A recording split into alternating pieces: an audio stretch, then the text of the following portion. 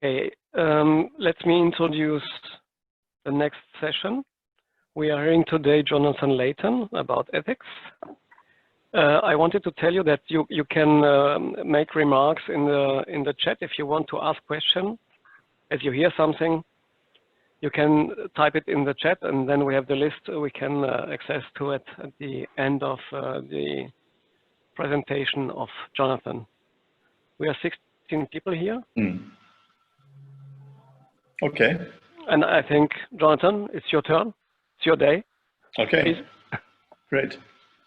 So I'm going to share my screen in a minute. Just wanted to say, first of all, that I'm happy to be here to share my views about ethics with you.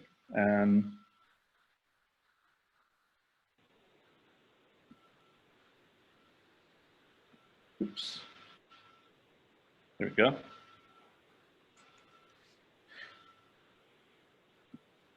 So I'm just rearranging things so I can see better. Okay, there we go. So I'm going to be talking to you about ethics, and the argument I'm going to be making is that preventing suffering can be seen as the core question or the core issue that ethics is about.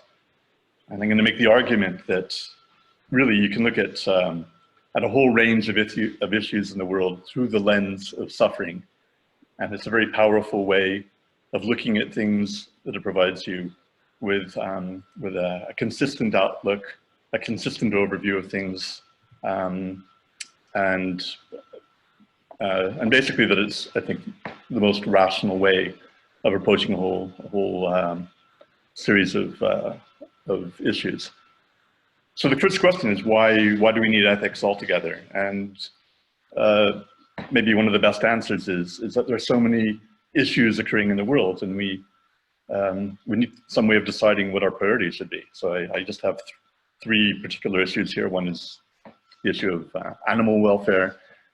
There's the issue of the environment. There's the issue of existential threats. There are three big issues, obviously, in the news. So how do we actually make decisions? How do we decide where we should allocate our resources and decide what things matter and what things don't matter so much? So this is, in a sense, really the key question of ethics. If you really want to make decisions based on rational thinking, you need to go down to the bottom of things and ask, what is it that basically fundamentally that actually matters?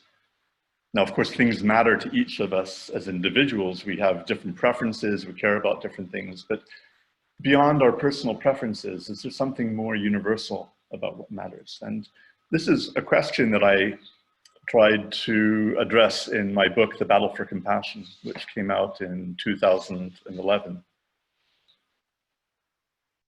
Now, typically, ethics uses words like ought and should, right and wrong. So a lot of people think that ethics is about determining what it is that we should do, or what is right, what is wrong, as if these are absolute concepts and we just kind of need to fill in the blanks. But I wanted to take an approach to ethics that moved away from these old concepts and take, let's say, a fresh perspective. And I want to show you a metaphor for this change in perspective. And this metaphor actually came to me looking at a sunset in the south of Spain. Now, normally we look at sunsets and we think, well, okay, it's very beautiful. We have this perspective almost as if it really is the sun moving down towards the horizon. And then suddenly I had this shift in perspective where I realized what, of course, is actually going on, which is that I was on the edge of a planet looking at a star at the center of a solar system. And I was looking at the same thing, but I had a shift in perspective and it suddenly looked quite different. And I think this is a very good metaphor for how we can look at things that we're used to seeing in a certain way and trying to put aside our old assumptions and think of them a little bit more with a detached perspective. This is the kind of approach I've tried to take towards the whole question of ethics, the question of what matters and how we should decide what our priorities are. And basically the starting point is subjective experience. When it comes down to it, you can argue that everything that matters comes down to consciousness, that, as far as we know, that's generated by brains or by complex neural systems. And that applies to everything external to us in the world as well. It applies to man-made objects, everything that humans create.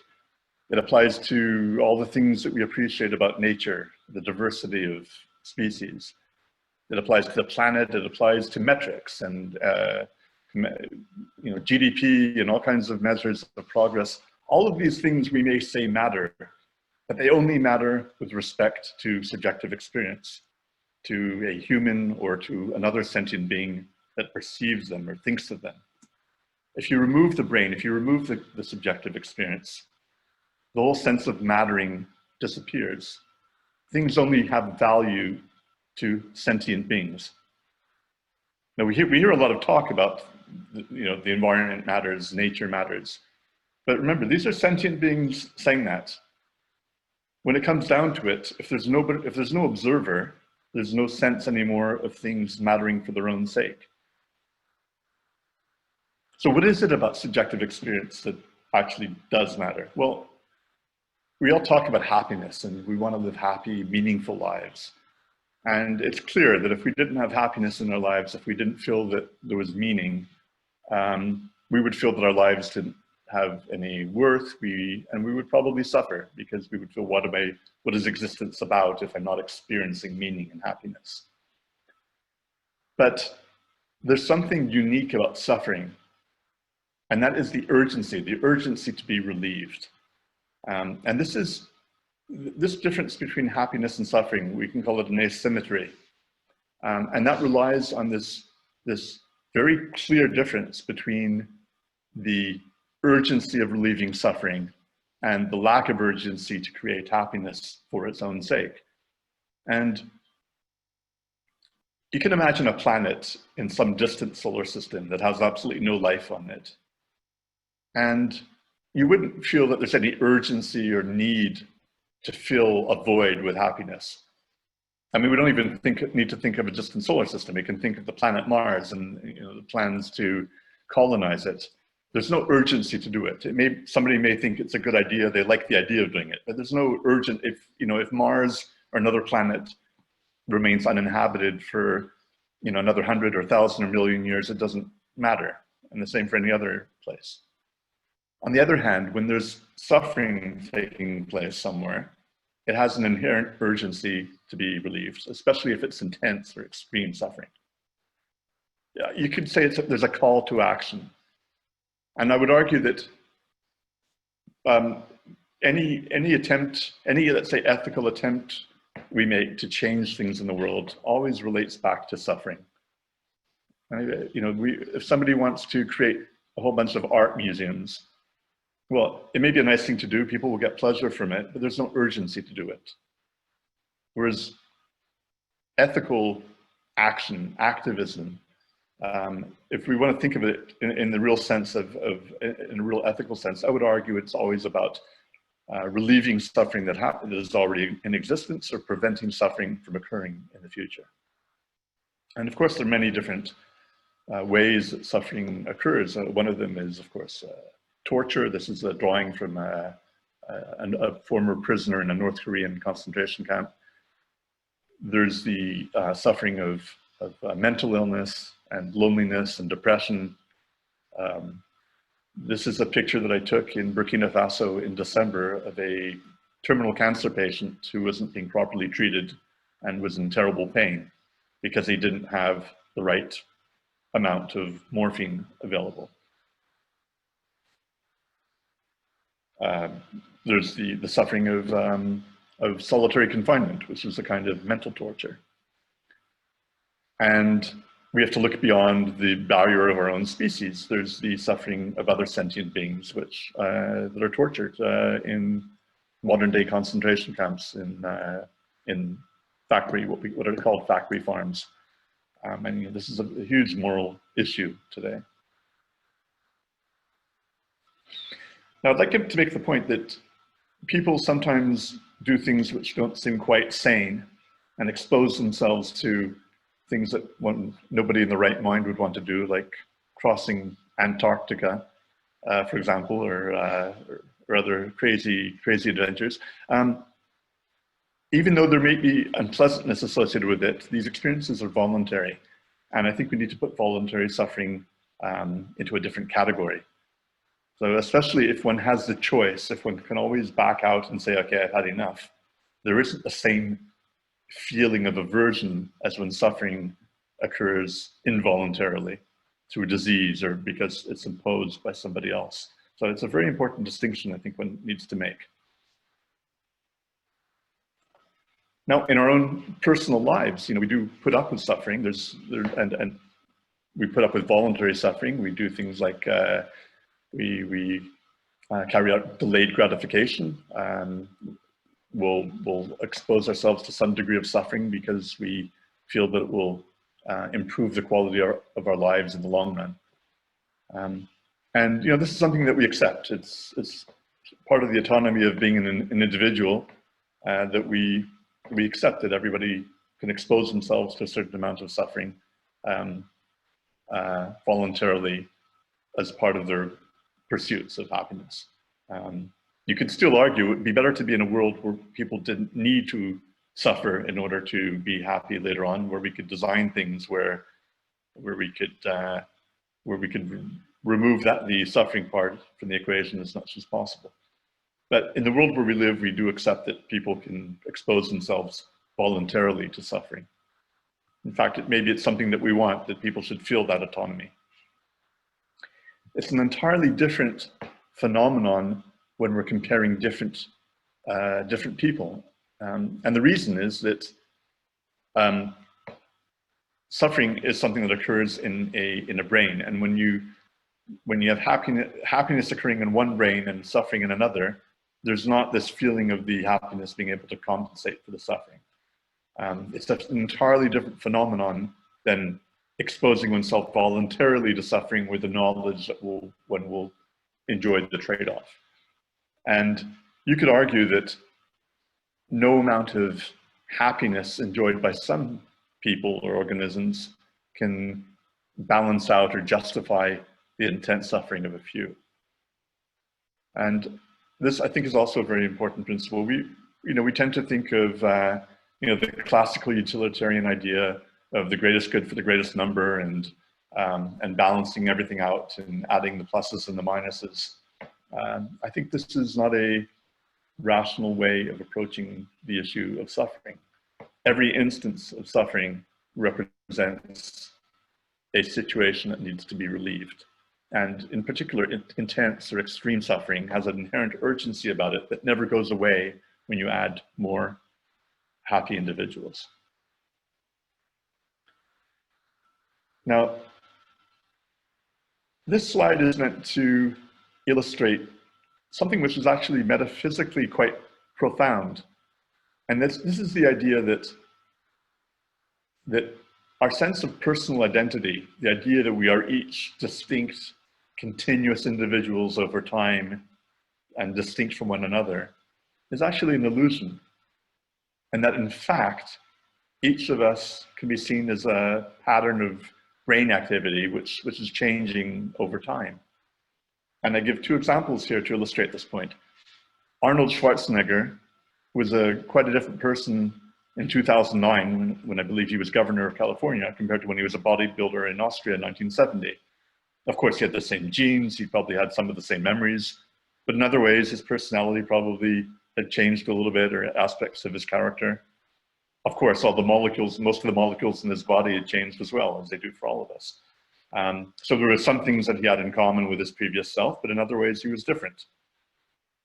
On the other hand, you can take two identical twins who have different names, occupy different bodies, different spaces, but actually have very similar thought patterns. There are lots of studies that show how similar identical twins are. And so the point is that identity is actually a very fluid concept. And we can, even though when we go through our lives, we still need to interact with people as if they're continuous individuals. It would be very strange if we gave people different names on a different day because they were slightly different.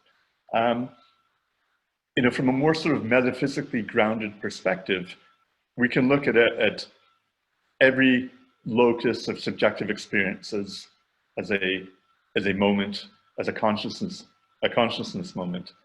And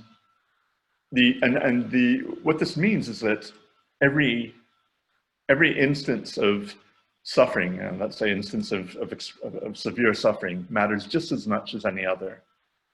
So there's no objective reason to give preference to suffering occurring in one place at one time over suffering occurring in another place or in another time.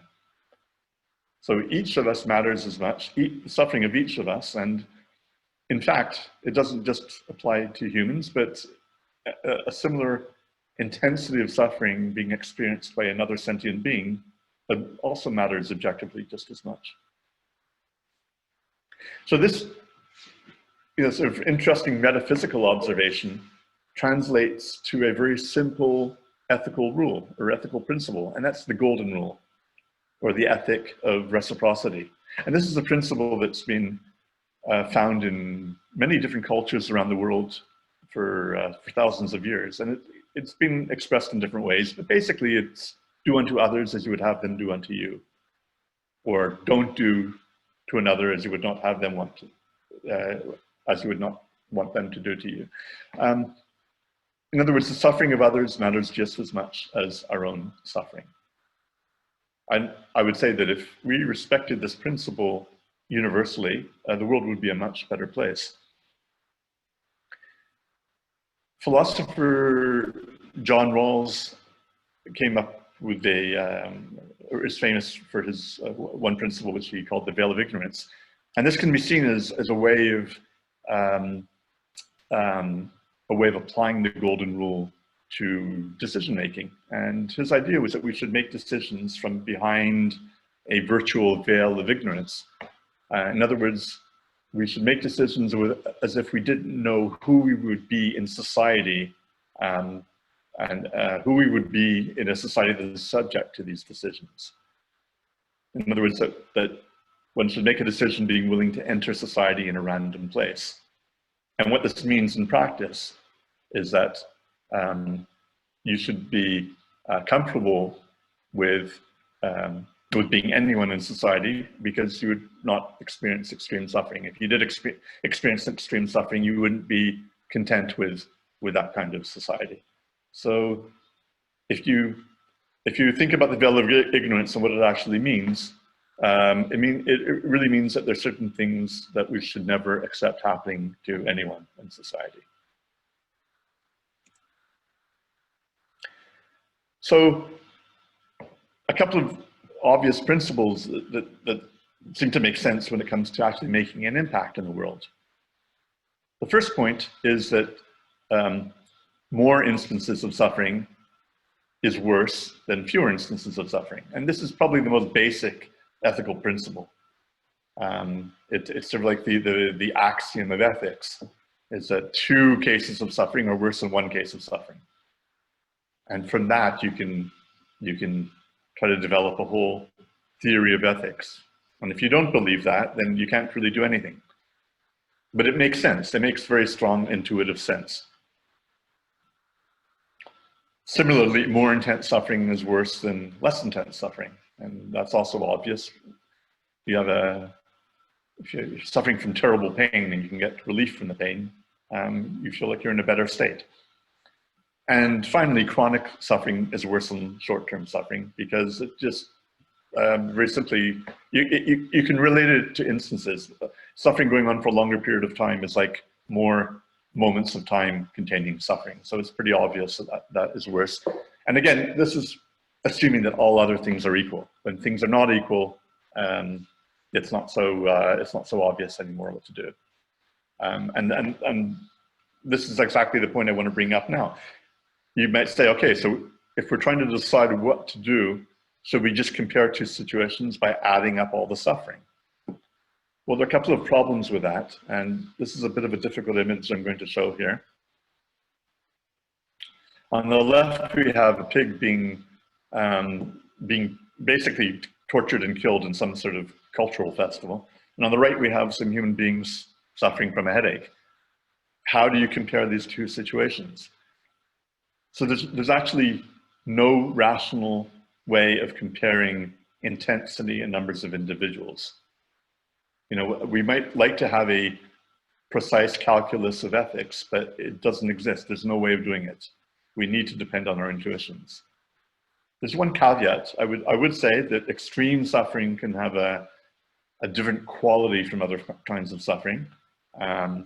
And in that respect, maybe this isn't such a great example, because maybe you could argue that that no number of headaches are equal to a sentient being being tortured. But I lean towards that, but I would still say we can never get away from our intuitions when it comes to this. And this is probably the biggest problem of ethics, because every situation is going to have a different number of individuals and intensities. So we somehow will never be able to completely get away from our intuitions. So I was talking about our sort of our mathematical intuitions, but we also have a strong moral intuitions. What I'm showing here is a classical scenario used in ethics called the trolley problem. And it's meant to show the conflict between a numbers-based ethical approach and our moral intuitions. So basically you have a trolley going down a track, and it will hit 5 people on the track and kill them unless somebody switches the trolley onto another track where there's only 1 person. So if the trolley is shifted, only 1 person will die instead of 5. But the person has taken an action to kill that 1 person. And some people may not be that comfortable with it. And then there are all kinds of variations, and it turns out that the more a person feels that they're involved in killing a specific person, the more of an intuition they have against doing it. And this intuition, it may prevent us from making decisions based on numbers, but it's also probably a good intuition that we have, because it's an intuition that makes us feel bad about harming other people. So to devise a system of ethics that ignores these moral intuitions is just not sustainable. So what we need to do is to find solutions that reduce as much suffering as possible over time, but also trying to avoid conflicts with people's deep intuitions that basically make it difficult to implement our solutions. So, in the case of genital mutilation or sexual mutilation, whichever term you use, there are 2 obvious problems from an ethical perspective. One is that it's a source of intense suffering, and this creates a situation of urgency rather than relieving one. Every time we bring suffering into the world, we're creating a situation that we want to relieve, which is really the opposite of what we normally want to do from an ethical perspective, which is not creating suffering but relieving it. And the other aspect is that we're directly causing harm, and this harm is often inflicted non-consensually. So this is in conflict with the basic moral intuition of not doing harm to another human being or even another sentient being. And it's also conflicts with the principle of non-violence, which is presumably a principle on which we would like our world to be governed by. So I'd like to step back here and ask, well, if we're thinking not just about the specific issue of genital mutilation, but how to design a better world, what kind of principles do we want to apply? What approaches can we use that will lead to less suffering in the world, and what kind of ideas or means do we want to spread for this purpose? And I'm coming up to my last slide here, and these are what I think is pretty much the key principles. I'm not saying they're the only ones, but these are a core set of principles that we can use let's say are the core principles of a holistic ethical framework. The first one, again, we're going back to the golden rule, which is nothing novel. It's something actually very universal, and it's the ethic of reciprocity. do to others as you would have them do unto you. The second principle is that we have to include all sentient beings, including those without a loud voice. I used to say without a voice, and especially when I was talking about non-human animals, and some people felt, well, they do have a voice, it's just that we don't listen to them. But the point is that, that we need to give a voice to any sentient being that is capable of suffering. Now, extreme suffering has an urgency all its own, and this is something we should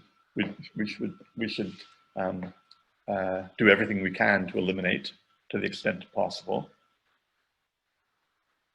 And for lower amounts of suffering, we really want to do whatever we can to reduce the amount of suffering over time, while also trying to work within people's moral intuitions. So again, there can sometimes be a conflict between reducing the overall amount of suffering and the intuition against doing harm.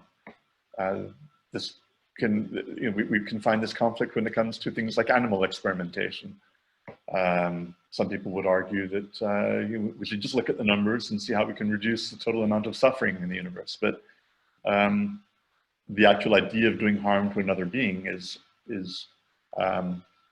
it goes against our moral intuitions, and it's not necessarily how we would ideally like to be, and the kind of mean or idea that we want to spread in the world of doing harm to others. So ideally, if we can find a way forward where we reduce as much suffering as possible without harming other sentient beings, this would be ideal.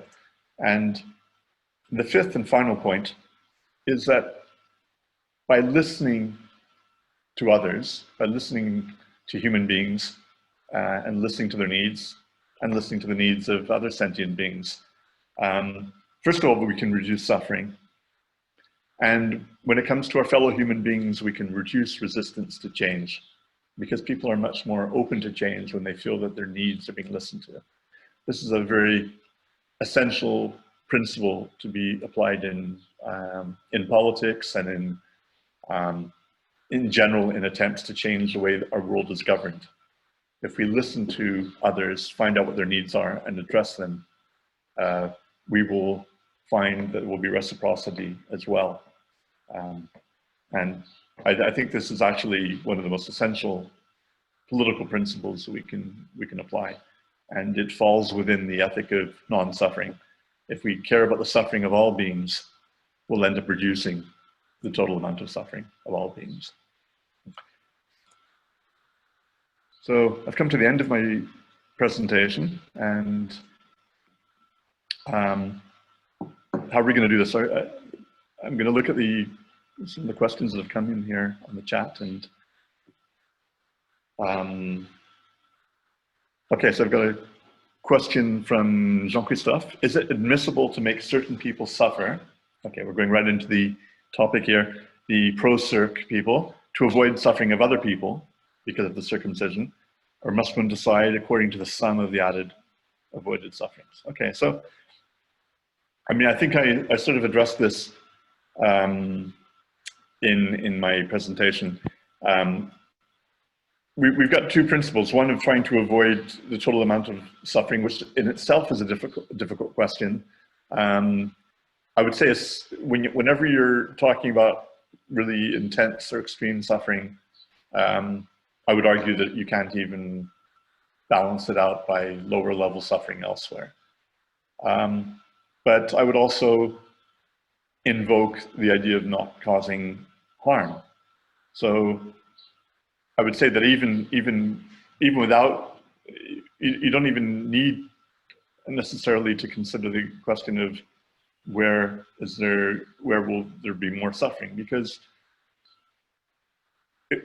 if we try to look at the sort of the future trajectory of humanity, ideally we want a world where we're not causing harm to others, and this may mean changing traditions and changing our ways of doing things. And there will be obstacles along the way, and people will not always be happy with the kinds of changes. But in the long run, a world where we don't harm other sentient beings is going to be a world with less suffering. So I wouldn't even use the word admissible? Is it admissible to make certain people suffer to avoid the suffering of others? I mean, there will be suffering that happens anywhere when we try to change things in the world. What I've tried to express is the idea of being sensitive to the suffering of others and trying to find ways of reducing their suffering as well. So it's not that our goal is simply to reduce suffering, it's to reduce suffering as much as possible. And that means that applies to every sentient being. So we need to find creative ways of reducing the total amount of suffering. There's a question here from Jason. Interesting how John Rawls' veil of ignorance can be applied to circumcision intuitively. Most adults do not want circumcision, at least here in the UK, after they have had the opportunity to decide, and that is without knowledge of the harms that it causes. Yeah, so circumcision is not permissible from the veil of ignorance. Yeah, I mean, I don't think too many people would agree to have this, either to take the place of a baby being circumcised or looked at differently to be unwilling, involuntarily circumcised by other human beings. So it's true. It's not a perspective that people are used to taking. They're not used to thinking. This is a very general observation. People are not very good at putting themselves in the place of others and imagining what the suffering of others is actually like. And you can't make ethical decisions without taking that information into account. It's the most essential information that there is. Pro-cutters think they are preventing future suffering. Maybe in a limited kind of sense, but yeah, I mean, I'm not sure exactly what the argument would be. I find it hard I would find it hard to justify that as a solid argument. With respect to the veil of ignorance, most adults do not want circumcision when given the adult choice, right? Yeah, so what I'm thinking is that this is seen more in the USA than it is elsewhere in the world because it's so heavily pushed as a medical benefit thing, particularly because of the AAP policy in 2012. Yeah. I mean, yeah, I mean, there are different. I mean, okay, there could be an empirical argument about that, but I mean, I think that I mean, I'm not going to go into that here. That's not really the purpose. If it were, you could argue that if it was definitely known that you were going to be sparing somebody a greater amount of suffering, let's say greater intensity of suffering in the future, then it would be justifiable. That seems not to be the case. So it's that doesn't seem to be a solid argument. Yeah, and that's what we're dealing with in the USA. I think Brendan Marotta, Jonathan Friedman, and David Atkinson might be able to back me up on this, but because we are dealing with what the AAP said as the benefits outweigh the risks, we're dealing with that challenge and convincing people that no, they do not. The harms are bigger. Yeah, there's another sort of general problem, I guess, with the medical profession is that there's not a great deal of focus on suffering. There's a lot more focus on dealing with diseases. So suffering tends to be taken out of the equation. I mean, this idea is very fresh in my mind because I just wrote an article for a Swiss medical publication where we were talking about the problem of morphine, access to morphine in developing countries. And I was saying that medicine's typically about treating diseases and conditions, and has tended to ignore suffering as a phenomenon, and we see that very much in lower income countries where people just aren't able to get morphine.